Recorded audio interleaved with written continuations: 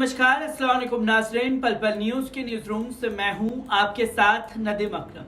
CA को लेकर के देश भर में बवाल मचा और शाहीन बाग की महिलाएं जो हैं वो दिल्ली के शाहीन बाग में सड़कों पर उतर आई।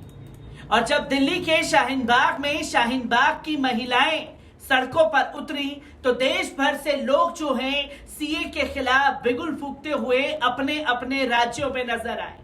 जहां देश में भयंकर बवाल केंद्र सरकार के एक फैसले की वजह से मचा, जहां आज भी जेल की सलाखों के पीछे हजारों बेगुनाह जेल की सलाखों के पीछे कैद कर लिए गए जो तानाशाही हुकूमत के खिलाफ बिगुल फूंक रहे थे।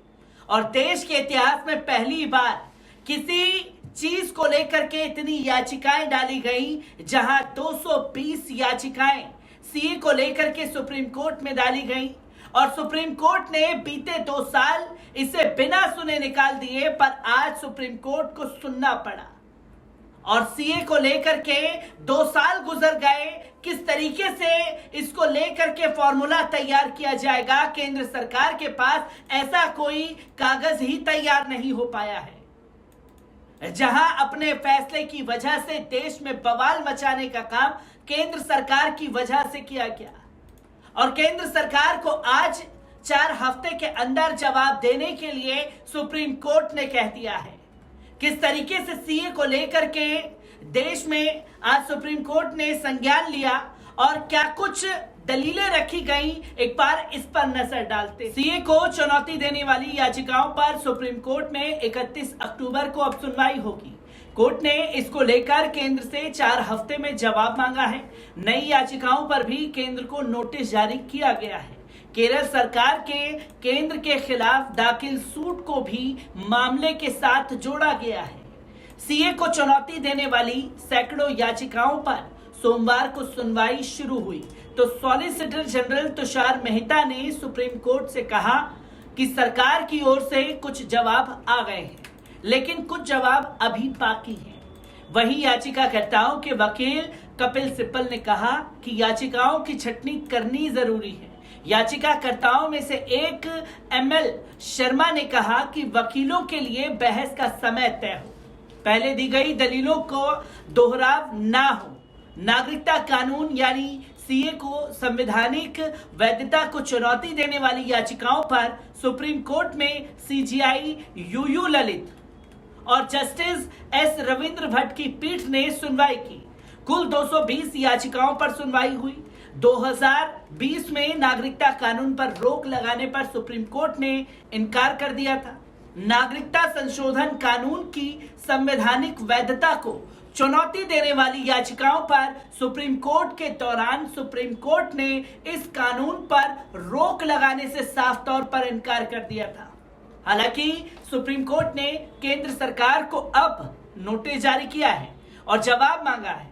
नागरिकता संशोधन यानी कि सीए की संवैधानिक वैधता को चुनौती देने वाली कांग्रेस त्रिपुरा राज परिवार के वंशज पुत्रित किशोर देव बर्मन और असम गण परिषद इंडियन यूनियन मुस्लिम लीग यानी कि आईयूएमएल द्वारा कांग्रेस सांसद जयराम रमेश और तृणमूल कांग्रेस सांसद महुआ मोइत्रा, सीपीआई और डीएमके द्वारा याचिकाओं सहित कई याचिकाएं उच्चतम न्यायालय में दायर की गई हैं, जिनमें नागरिकता कानून 2019 की संवैधानिक वैधता को चुनौती दी गई है। संशोधित कानून के अनुसार धार्मिक प्रताड़ना के चलते 31 दिसंबर 2014 तक पाकिस्तान, बांग्लादेश और अफगानिस्तान से भारत आए हिंदू, सिख, बौद्ध, जैन, पारसी, ईसाई समुदाय के लोगों को अवैध प्रवासी नहीं माना जाएगा और उन्हें भारतीय नागरिकता दी जाएगी। राष्ट्रीय के नागरिकता संशोधन विधेयक 2019 को स्वीकृत प्रदान किए जाने के बाद से यह कानून बन गया था। कानून को चुनौती देने वाले अन्य कई याचिकाओं में All Assam Students Union, Peace Party, गैर सरकारी संगठन रिहाई मंच और सिटीजन्स अगेंस्ट हेट अधिवक्ता एमएल शर्मा और कानून के कई छात्र भी शामिल हैं।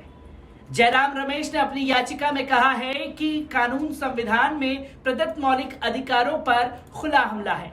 वहीं महुआ मोइत्रा ने कहा कि कानून की असंवैधानिकता भारत के धर्मनिरपेक्ष ताने बाने पर हमला है।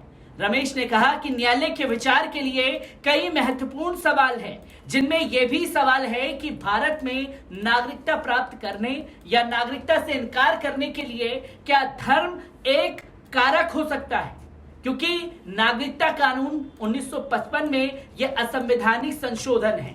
मोइत्रा ने अपनी याचिका में कहा कि कानून विभाजक और भेदभाव करने वाला है।